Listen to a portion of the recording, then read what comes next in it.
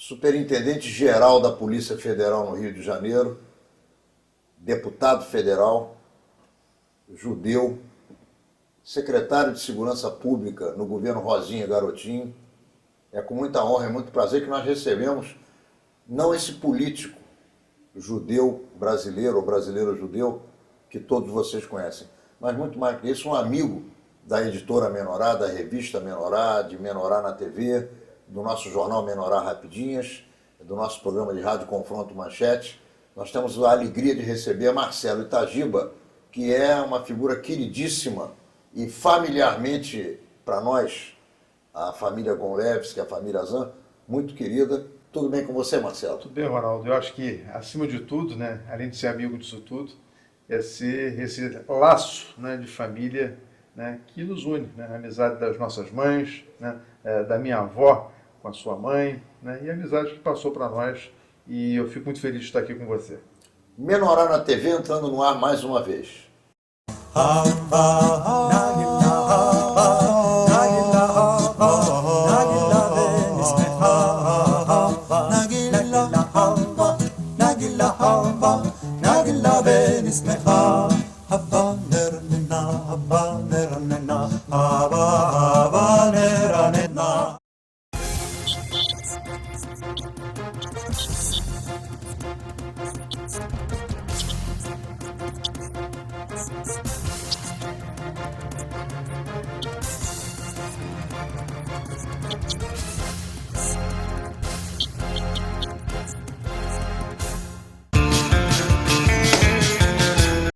E aí, Marcelo, eu quero falar em primeiro momento de derrotas, depois vamos falar de vitórias. Perder uma eleição é muito triste para nós, para os eleitores, mas fundamentalmente para quem está em torno da gente, para a nossa família. Como é que você absorveu essa última eleição para deputado federal, que para mim você deveria ter ganho? Olha, para mim não foi uma derrota. Para mim foi uma grande vitória das 62 mil pessoas que votaram em mim. Ou seja, nós fomos o 36º colocado, né, em número de votos em todo o Estado, né, para 46 cadeiras que o Estado do Rio de Janeiro tem na Câmara Federal. Ou seja, se fosse em números absolutos, nós estaríamos na Câmara Federal.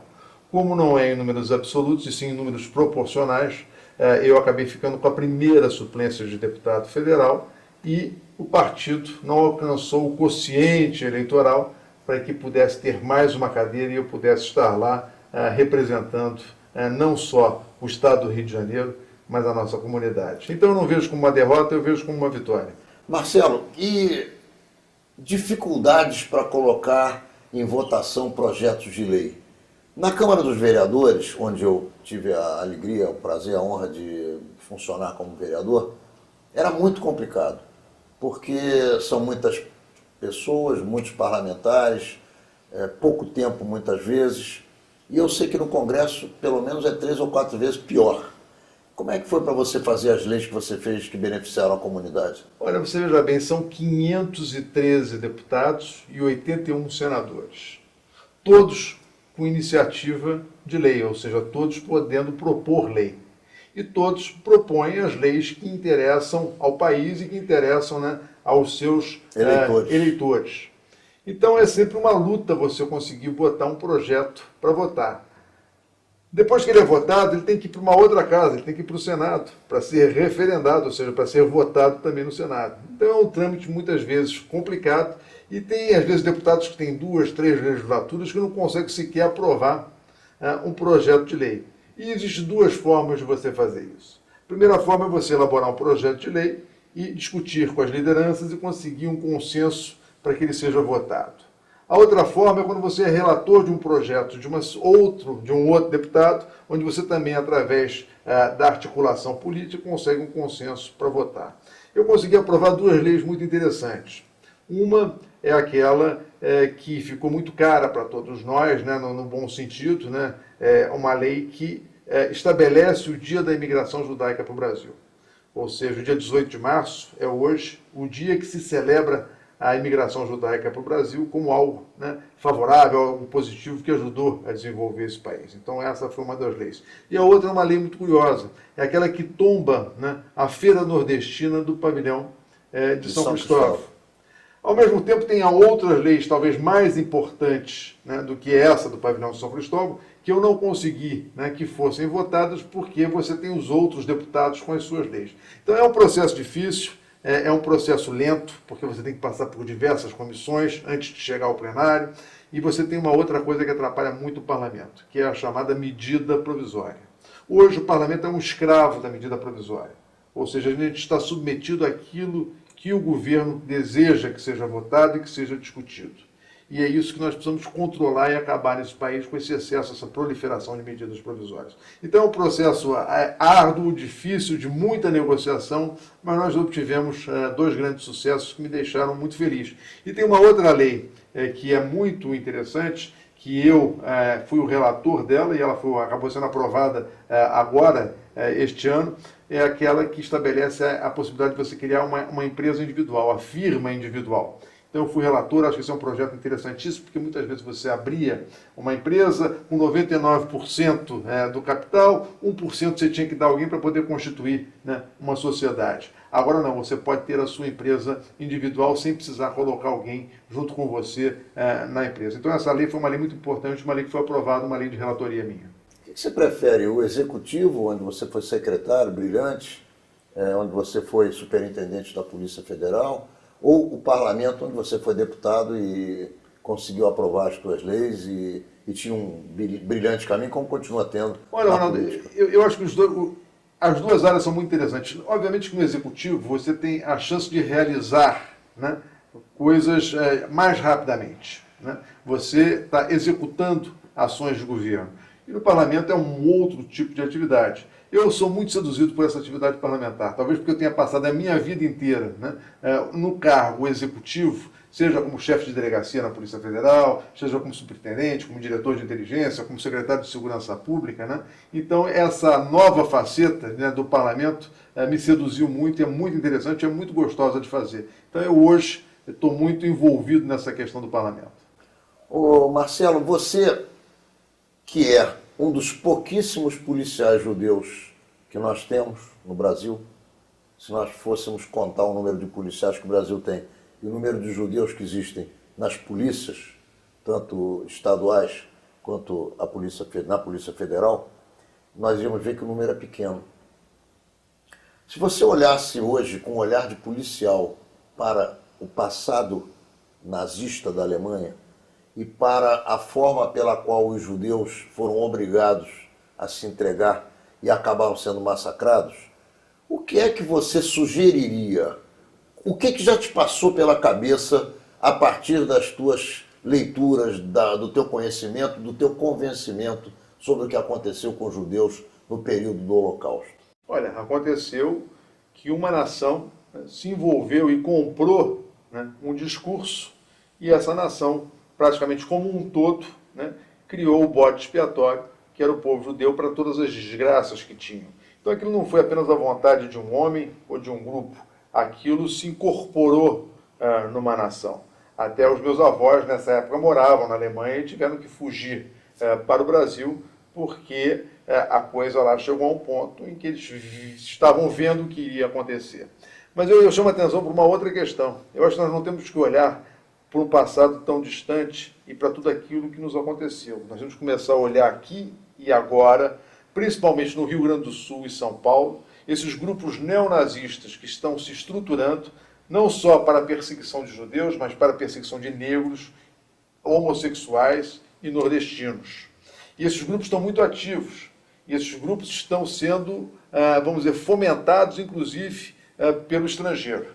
Então é importante que a Polícia Civil de São Paulo, a Polícia Civil do Rio Grande do Sul, que tem 2 delegados que já estão atuando muito nessa área, tenham um suporte da Polícia Federal para identificar todos esses elementos e levá-los a julgamentos. Nazismo, nunca mais. É verdade, mas eu vou insistir na minha questão e vou te dizer por quê. É importante o tipo de visão que você tem a partir do ponto de vista em que você acaba se envolvendo a partir do teu do teu ofício, não mais hoje, mas o teu ofício que você desenvolveu durante tanto tempo, até o momento em que você passou para o Poder Legislativo,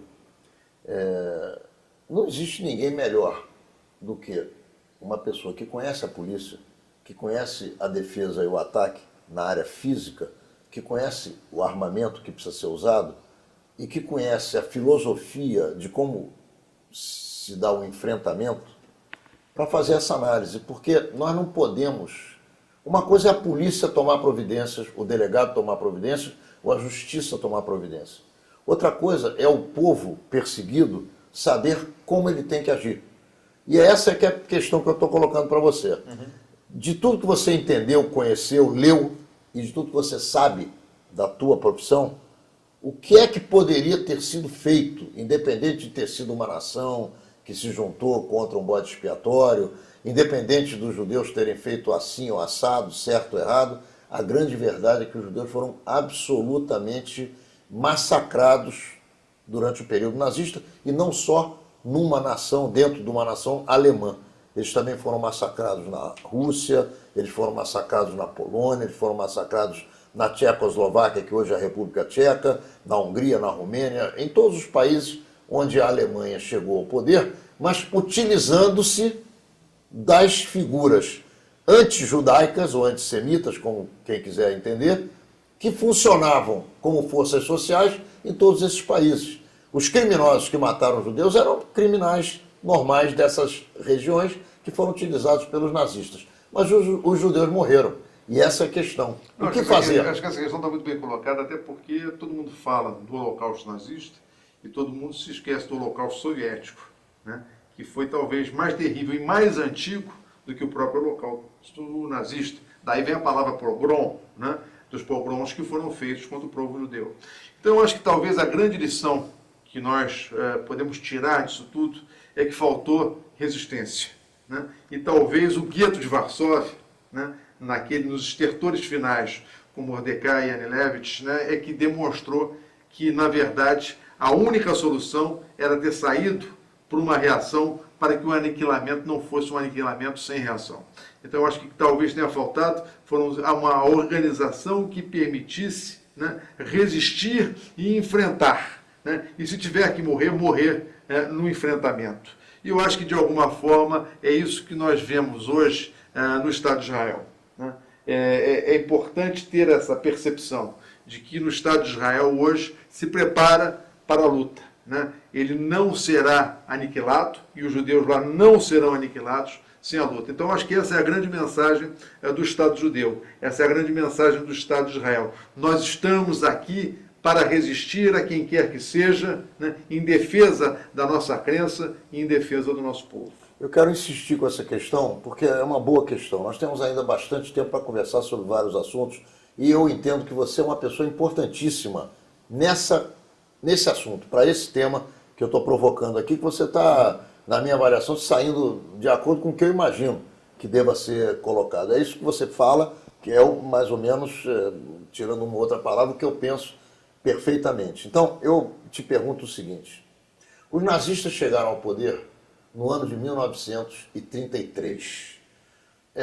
Em 1933, e um pouco antes de 1933, já a partir do momento em que o Hitler começou a empolgar a bandeira do partido e a ser considerado um grande líder, ele também começou a produzir, junto com isso, grupos que o seguiam e que não permitiam que seus adversários se manifestassem, fosse verbalmente, fosse por escrito, ou fosse até em manifestações públicas de massa. Era uma tática, aliás, muito conhecida, né, não só aplicada pelos fascistas, né, pela extrema-direita, como pelos próprios comunistas, né, os agentes provocadores, as agressões, né, para que o discurso pertencesse a um só, para que aniquilasse, né, toda a possibilidade de um discurso contrário. Então a questão é a seguinte: nós que conhecemos a história e que sabemos que bodes expiatórios continuam a existir e que eventualmente esses bodes expiatórios podem ser transformados em qualquer segmento da sociedade.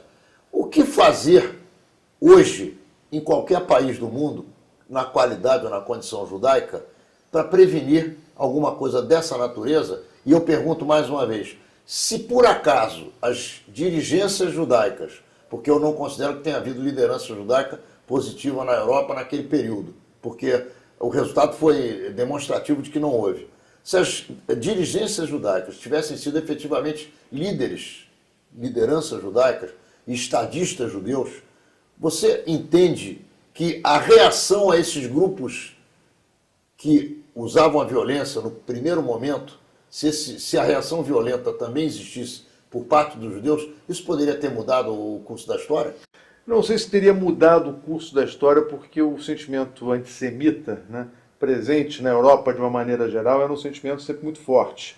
Sempre a busca de um culpado. Né? Então não sei se seria suficiente, mas seria uma forma, pelo menos, de heroicamente, né, resistir àquilo tudo, né, que foi feito contra um povo em função da sua crença, em função da sua forma de viver. Então eu acho que sim, acho que nessa maneira faltou uma organização, como por exemplo a resistência francesa, né? Embora a França aniquilada, embora a França dominada, embora a França submetida, né, ao governo de Vichy, que é um governo colaboracionista, né, se criou núcleos, né, dentro da resistência, até composto por judeus, né, que fizeram, né, a resistência ao nazismo. Então acho que faltou talvez esse underground, né, esse grupo de underground, para poder fazer o contraponto, né, dessas ações. Ou seja, faltou de fato uma vontade de enfrentar e de reagir, acreditando talvez de que tudo poderia se arranjar mais à frente. Aquela esperança de que não, as coisas não serão tão graves e não serão tão horrorosas. E elas se tornaram mais graves e muito mais horrorosas. Na verdade, só para terminar esse tema, se você quiser dizer mais alguma coisa com o maior prazer, mas houve resistência sim, maior até do que durante o período do gueto de Varsóvia, mas uma resistência muito tardia, quando as coisas já estavam absolutamente dominadas e definidas.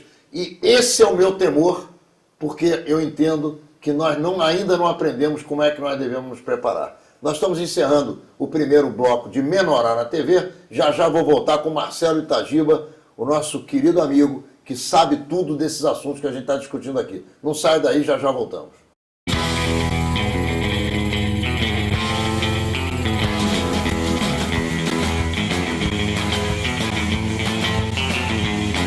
Oi, hoje eu vou responder a pergunta da Juliana, de São Paulo. Ela pergunta se é verdade que Israel impõe uma separação, nos moldes do apartheid, aos árabes israelenses e aos palestinos. Bom, isso é uma mentira. É um boato malicioso que só impede a construção da paz entre Israel e a Palestina. O apartheid, como foi visto na África do Sul, não permitia que os negros votassem, exercessem cargos políticos, casarem-se com brancos ou morar em áreas reservadas aos brancos. Em Israel não existe apartheid. Os árabes israelenses, são 20% da população de Israel, votam, têm partidos políticos, representantes no parlamento, na Knesset, e ocupam posições na Corte Suprema e em todas as cortes. Os pacientes árabes ocupam leitos ao lado de pacientes israelenses nos hospitais de Israel e recebem tratamento idêntico. Em Israel, a igualdade de direitos é a lei e é o ideal. Qualquer coisa diferente é frequentemente contestada nos tribunais. É importante identificar as críticas a Israel, aos ataques infundados que têm só um objetivo: despir Israel de sua legitimidade. Continue mandando suas perguntas. O e-mail é esse aqui. Até a próxima semana. O programa Taglit, criado para proporcionar aos jovens judeus de todo o mundo conhecer Israel, levou uma personalidade ilustre para a Terra Santa. Equivalente aos nossos deputados estaduais, Kesha Han é a mais nova representante eleita nos Estados Unidos com apenas 25 anos. Ela ganhou sua cadeira no estado de Vermont. Filha de mãe judia de origem indiana, é a primeira vez que foi a Israel. Um dos locais que mais a impressionou foi a cidade de Safed, onde pôde ver muita gente estudando a Kabbalah em profundidade. Ela disse que pôde entender melhor como os judeus se conectam entre suas várias etnias e podem manter e exercer sua herança judaica em Israel. Kesha Han disse que essas eram coisas das quais ela nem fazia ideia que existissem. Durante os 8 dias de festejo de Hanukkah, que esse ano caíram junto com o Natal, há um prato que é consumido por todos os judeus. São as sufganiot, semelhantes aos donuts, com os mais variados recheios. Muito calóricos e com muito açúcar, fazem a alegria das crianças e o desespero dos médicos. Não são tão recomendados assim, mas todo mundo adora. A sociedade israelense meio que fica maluca com esses doces e são consumidos em torno de 24 milhões de unidades, uma população judaica total de 6 milhões e meio de pessoas. Isso gira milhões de dólares na economia israelense em uma semana.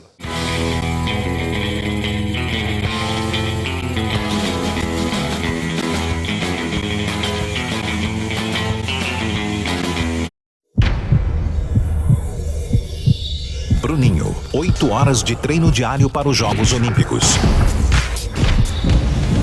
Wellington, 8 horas de trabalho diário nas obras do Morar Carioca.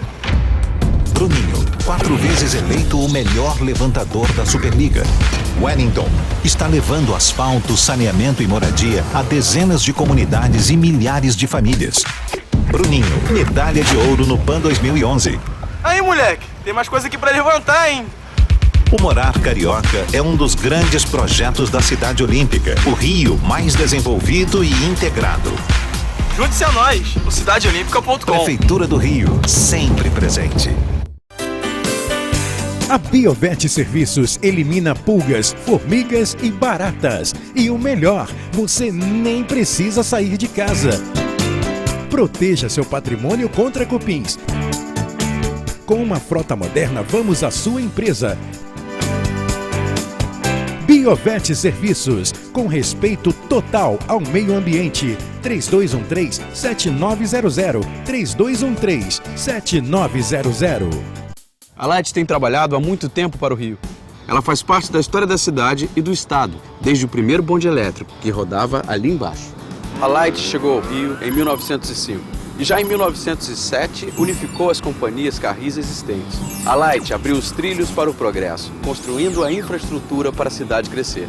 Com esse mesmo espírito, a Light acompanha hoje o desenvolvimento do estado. Há muito trabalho a ser feito, tanto para os novos empreendimentos, quanto para o Mundial de 2014 e os Jogos de 2016. Mas a Light não para de trabalhar. Expandiu em 39 quilômetros a sua rede subterrânea e em 906 quilômetros a rede aérea nos últimos 2 anos. Tudo para dar suporte às regiões que mais crescem no estado. Isso traz ainda mais confiabilidade e segurança a todos os eventos, empresas e aos clientes. É assim que a Light se prepara para ajudar o Rio a continuar crescendo e a brilhar nos maiores eventos do planeta. Para saber mais, acesse o Conexão Light. Ainda existe muito a fazer e a Light trabalha sem parar.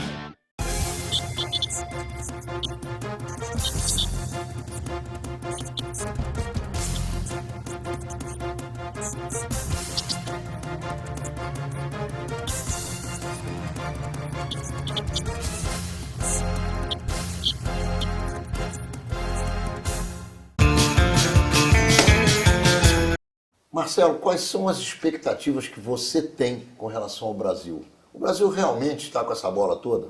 Tem uma grande economia?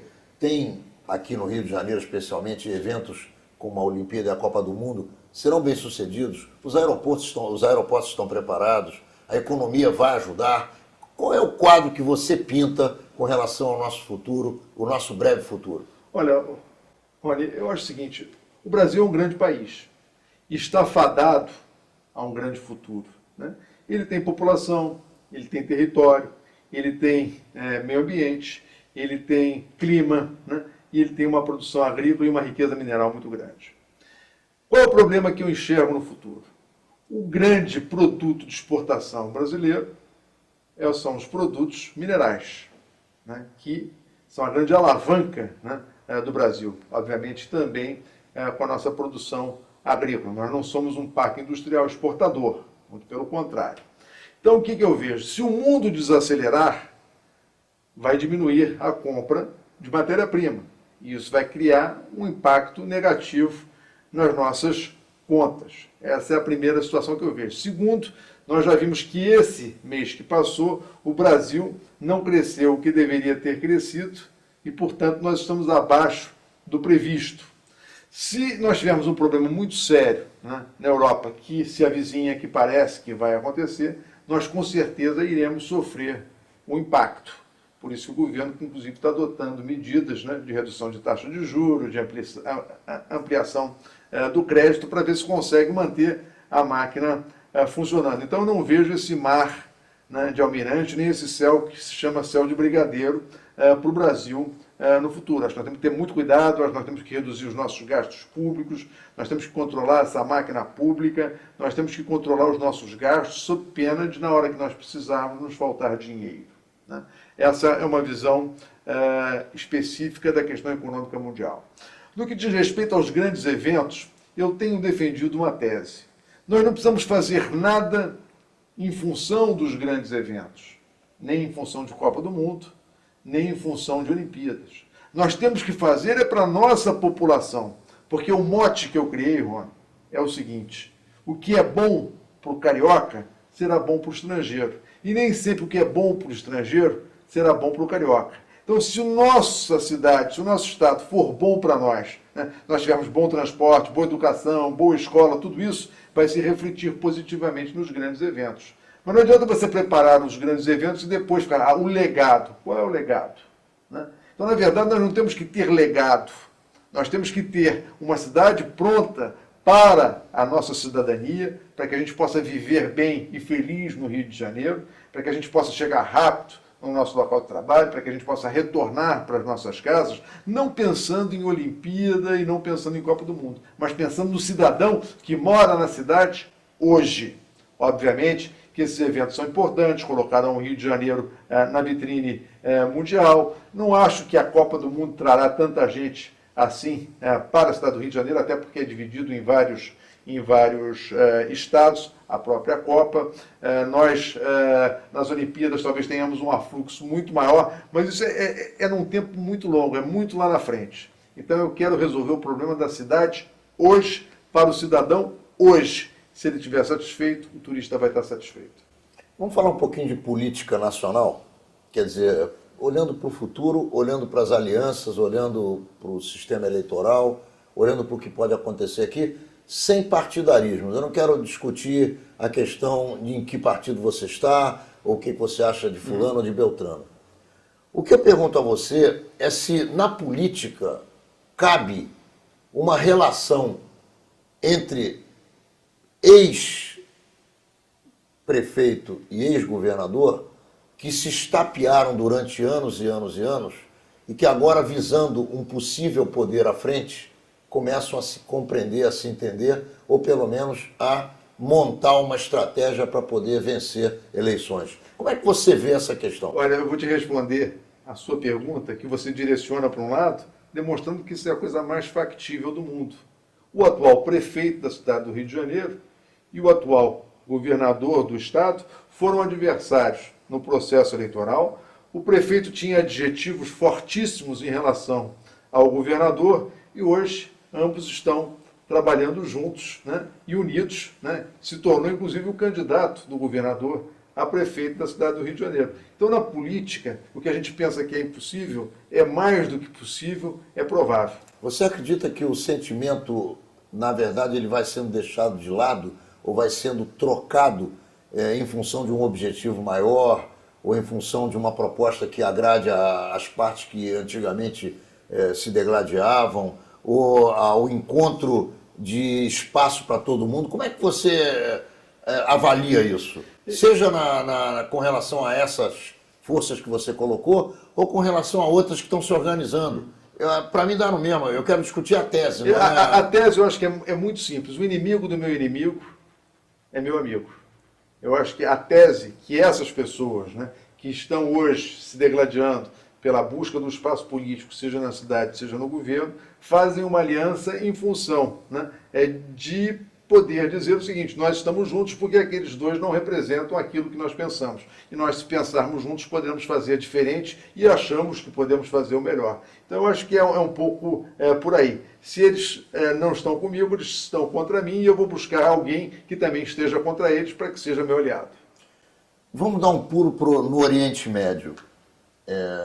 A gente chega ao Estado de Israel e verifica que Israel consegue uma proeza que para mim é alucinante, é uma coisa doido, que é trocar um soldado, ou melhor, receber um soldado em troca de libertar 1.027 prisioneiros considerados terroristas, ou efetivamente terroristas, ou pelo menos julgados e condenados, muitos deles com sangue nas mãos, e que isso deveria ter sido, na minha avaliação pessoal, celebrado no mundo inteiro.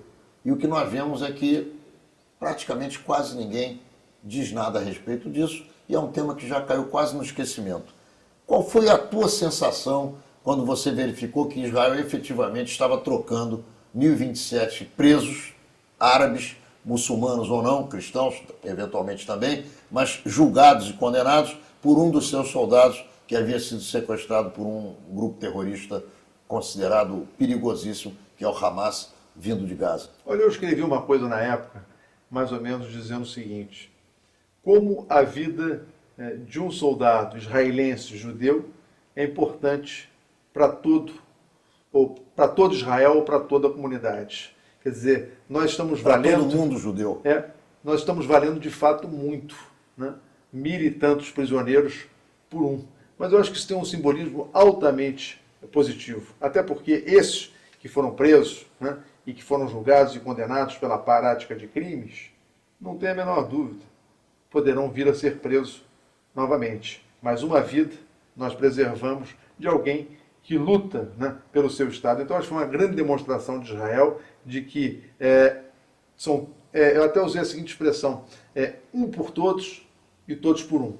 E eu acho que esse é o grande sentimento, né, de nós judeus. É um por todos e todos por um. Se nós formos sempre assim, nós seremos sempre vitoriosos. E, curiosamente também, o soldado de um exército que serve a um país cujo governo lhe dá garantias, inclusive nessa gravíssima adversidade, como se sente? Qual é o sentimento que um soldado, e você que não especificamente como um soldado, mas como policial, como é que você se sentiria se acontecesse alguma coisa parecida no teu ambiente de atividade profissional? Você sabe, Rony, eu, no outro dia estava fazendo uma reflexão e lembrando de alguns companheiros que morreram, né, no combate à criminalidade. E eu vejo o seguinte: como eles caem no esquecimento. Representavam uma instituição, defenderam uma sociedade, né, morreram no cumprimento do dever e ninguém deles se lembra.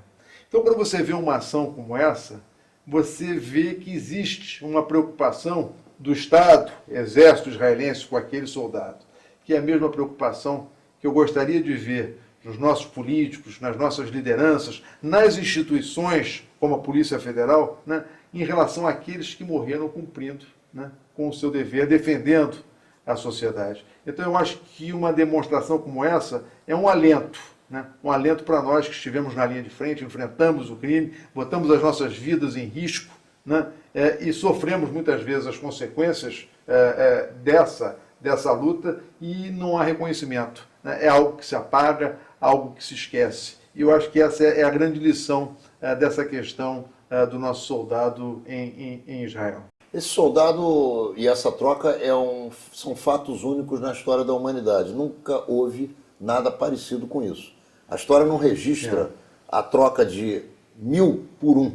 Em nenhum momento, em nenhum governo, em nenhum exército. É absolutamente única esse exemplo que Israel deu é absolutamente único. Curiosamente, por que eu estou te dizendo isso? O noticiário com relação a Israel, o noticiário internacional, não registra a ética, não registra a dignidade, não registra a moral, não registra a liberdade, a democracia no país, em Israel. Apenas registra, quando Israel reage, forças excessivas e notícias que são absolutamente tristes para quem conhece a realidade dos fatos do Oriente Médio.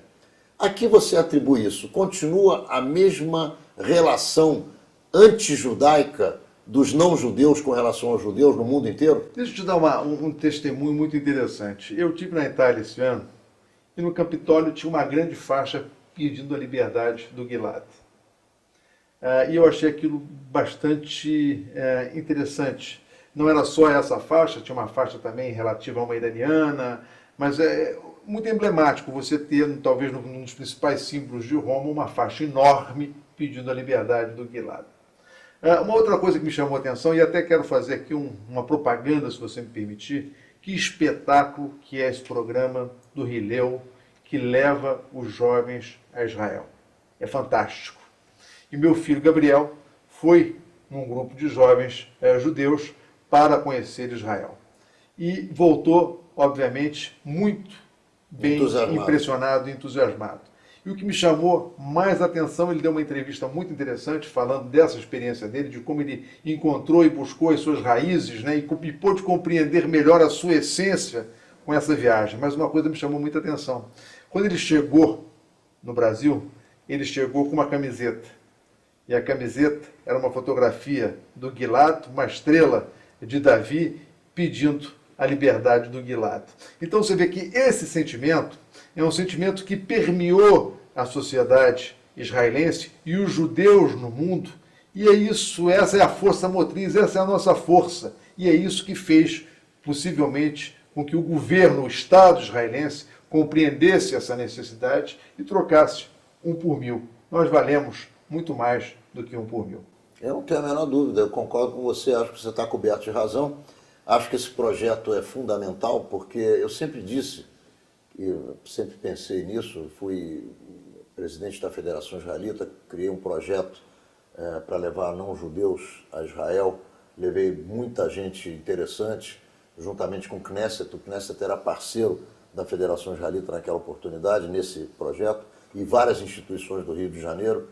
Nós levamos líderes negros, líderes do jornalismo brasileiro, líderes congressuais, líderes políticos efetivamente, governadores, prefeitos. E eu sempre disse que um dia em Jerusalém vale mais do que a leitura de muitas e muitas e muitas páginas a respeito do que acontece no Oriente Médio. Então, esse exemplo que o teu filho trouxe, que eu também trouxe uma vez na minha vida, e que você trouxe quando foi a Israel pela primeira vez, quando a gente vai lá a primeira vez, a gente traz esse exemplo, é um exemplo fundamental. Quem coloca os pés em Israel e compreende como funciona a sociedade israelense, muda de opinião. Mas a gente não consegue levar a humanidade inteira para dentro de Israel. Como é que se faz para levar Israel para a humanidade?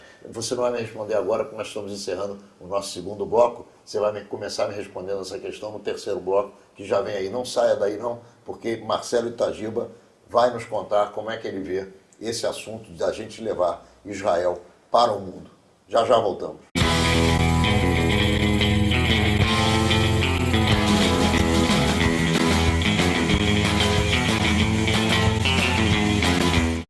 Há 17 anos, o Mar Morto vê uma das maiores corridas de mountain bike do mundo.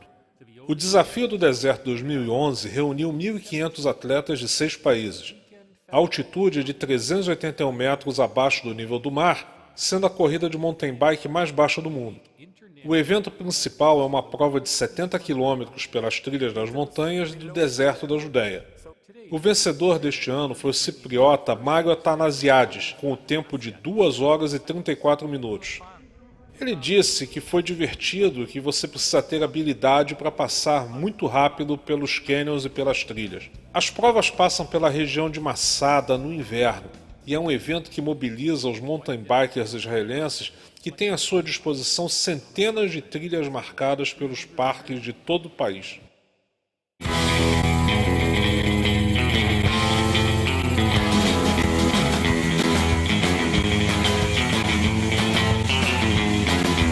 A Light tem trabalhado há muito tempo para o Rio. Ela faz parte da história da cidade e do estado, desde o primeiro bonde elétrico, que rodava ali embaixo. A Light chegou ao Rio em 1905 e já em 1907 unificou as companhias Carris existentes. A Light abriu os trilhos para o progresso, construindo a infraestrutura para a cidade crescer. Com esse mesmo espírito, a Light acompanha hoje o desenvolvimento do estado. Há muito trabalho a ser feito, tanto para os novos empreendimentos quanto para o Mundial de 2014 e os Jogos de 2016. Mas a Light não para de trabalhar. Expandiu em 39 quilômetros a sua rede subterrânea e em 906 quilômetros a rede aérea nos últimos 2 anos. Tudo para dar suporte às regiões que mais crescem no estado. Isso traz ainda mais confiabilidade e segurança a todos os eventos, empresas e aos clientes. É assim que a Light se prepara para ajudar o Rio a continuar crescendo e a brilhar nos maiores eventos do planeta. Para saber mais, acesse o Conexão Light. Ainda existe muito a fazer e a Light trabalha sem parar. Você já imaginou passar 365 dias de férias?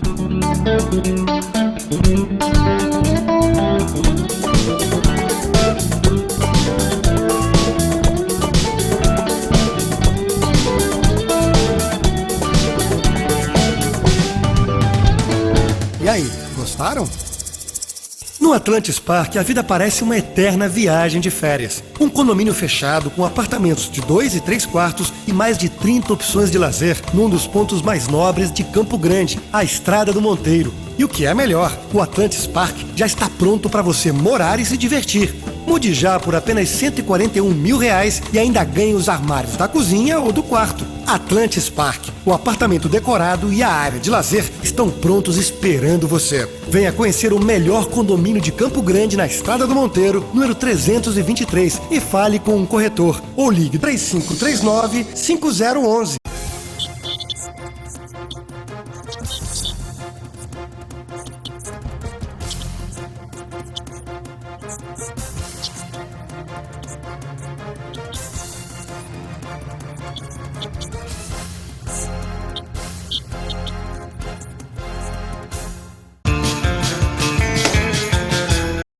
Então, como é que se leva Israel para o coração da humanidade? Olha, isso é um trabalho importante de relações públicas.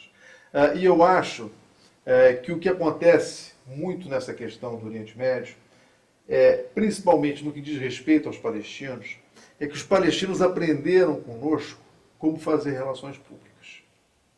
E se colocaram numa posição de vítimas no processo. Por isso que eu sou daqueles que defendo, né, que o quanto mais rápido, melhor, seja constituído o Estado palestino. E por que eu tenho essa teoria? Porque enquanto os palestinos forem um povo sem Estado, nós seremos sempre um Estado perseguindo um povo.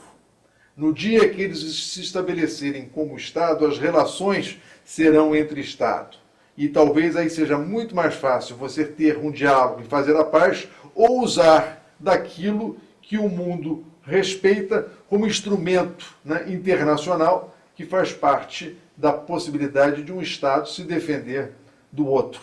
Então eu acho que talvez um dos caminhos seja, o quanto antes, a criação desse Estado palestino. O problema é sempre aquela questão da divisão do território, mas eu acho que isso mais cedo ou mais tarde, eu acho que isso é inexorável. Isso virá. E a inteligência de Israel precisa perceber o seguinte, que ao invés de ter isso imposto, né, é ter isso, né, consentido. Né?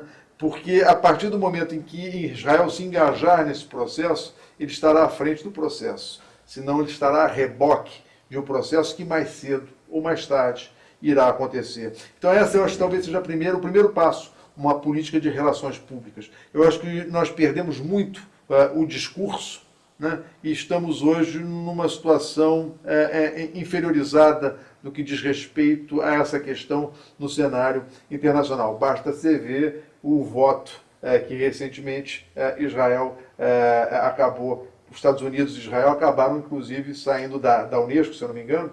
Foi a Unesco, não foi? Da questão da educação. Não sei se não que é a questão da educação que perderam porque foi admitido, né, os palestinos foram admitidos. Não como Estado, mas como membros. Como membros. Né? Então nós perdemos. Então, hoje nós estamos resistindo na ONU. E estamos resistindo em cima de um veto, né, que os americanos ameaçam de colocar. Mas até que ponto é bom você viver a vida em cima de um veto? Né? Então talvez a forma correta de se fazer essa questão seja antecipar o processo, criar um fato consumado e a partir daí começar um novo trabalho de relações públicas, porque eu não tenho a menor dúvida de que o Oriente Médio irá ganhar muito, né, a partir do momento que ele se integrar com o Estado israelense, porque o que nós temos de capacidade, de tecnologia para desenvolver esses países, para ajudar esses países a se desenvolver, é muito grande. E também nós estamos observando uma série de coisas acontecendo naquela região que nós não sabemos no que vai dar ainda. Né? Pode dar para um lado ou pode dar para o outro. Se der para o lado errado, nós podemos ter uma situação muito perigosa para o Estado judeu no Oriente Médio. Particularmente, eu acho muito difícil que dê para o lado bom, para o lado certo. O lado certo que nós, ocidentais, entendemos como liberdade, democracia e forma de vida, objetivamente falando. Eu não vejo nenhuma possibilidade, pode ser que eu me equivoque, o que é muito simples da gente chegar aqui e dizer que errou, porque faz parte da vida, mas eu acho muito difícil que essas revoltas nesses países de origem e de atualidade muçulmana, eu acho muito difícil que esses países se vejam regidos num regime de democracia como nós entendemos a democracia no Ocidente. Mas, em todo caso, nós temos que esperar porque um processo está em curso e, obviamente, não se sabe o que vai acontecer. A questão que eu te coloco agora, ainda com relação a Israel, trata-se mais ou menos do sentimento médio em Israel de que os governantes israelenses, tanto assim quanto os governantes palestinos, não são estadistas. São pessoas que pretendem preservar as cadeiras onde estão sentados. Portanto, não conseguem fazer a paz, não conseguem enxergar o futuro e não conseguem enxergar que juntos são uma força quase que imbatível. E continuam nesse rame-rame. Só para esclarecimento do nosso telespectador, a questão que envolve a disputa de terras em Israel não passa de 2,5% de todo o território palestino-israelense. Ou seja, é uma questão muito pequena com relação à grandeza do conflito, que já dura quase 100 anos. Eu pergunto a você, você também compactua com esse pensamento? E quero só afirmar que eu penso como você. 2 estados para 2 povos. Olha, eu acho que nós temos um grande estadista em Israel. Talvez o último de uma geração, que é o presidente. Shimon Peres é o último de uma geração de pessoas que fazem a diferença. E ele, do alto dos seus 80 e tantos anos, está ali firme, exercendo, talvez, esse papel digno de ser uma referência no Estado de Israel. Mas, ao mesmo tempo, você vê, e aí você entra no processo político, que o primeiro-ministro ele governa por força de uma coalizão. Ou seja, nós também somos muito fragmentados e muito divididos no Estado de Israel. Então, essa fragmentação não permite que um primeiro-ministro tenha o respaldo político suficiente para ousar fazer a diferença.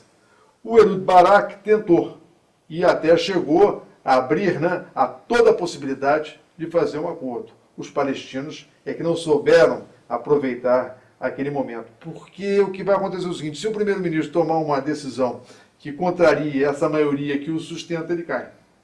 E virá um outro que vai ter que se submeter a essa maioria.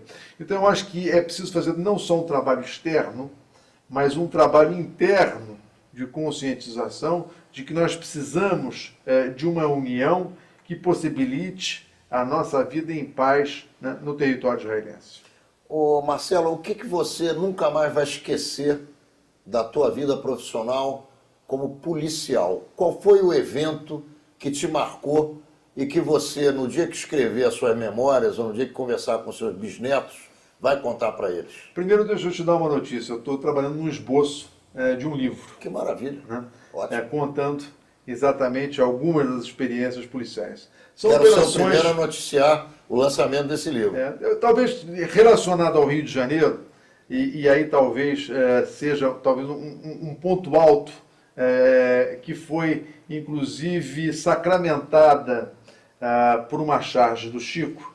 Foi uma das operações que eu coordenei no Rio de Janeiro, na época da Polícia Federal, que chama-se Operação Mosaico, onde nós desarticulamos uma quadrilha enorme de traficantes. E no dia seguinte a essa operação, o Globo fez uma charge do Chico, do Cristo Redentor, de braços abertos, com um jaleco escrito atrás, Polícia Federal, como reconhecimento daquela ação que nós fizemos nessa operação.